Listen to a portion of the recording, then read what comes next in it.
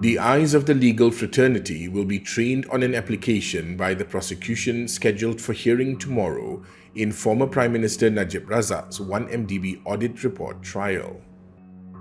The application, to be heard by High Court Judge Zaini Mazlan, will determine whether or not former 1MDB CEO Arul Kanda Kandasamy, a co-accused in the case, can be called as a prosecution witness.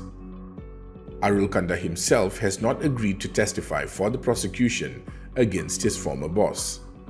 Unlike Rizal Manso and Tan Eng Boon, who were both discharged by the prosecution before testifying in cases brought against Rosma Manso and Tengku Adnan Manso, Arul Kanda remains in the dock, accused of aiding and abetting Najib in the audit report tampering trial.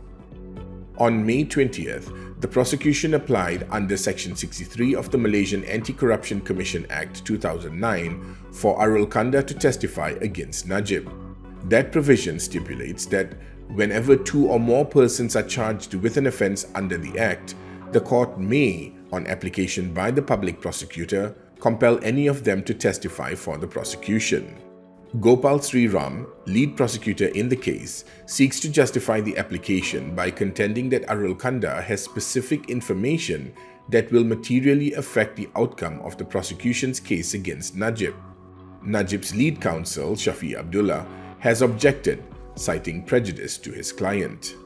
Section 63, which has its origins in India's Criminal Procedure Code of 1898, was originally imported into Malaysian law via Section 19 of the Prevention of Corruption Act 1961. Legal experts told FMT that the provision has only been invoked on 2 occasions in the past, both times in the early 1970s under the now repealed 1961 legislation.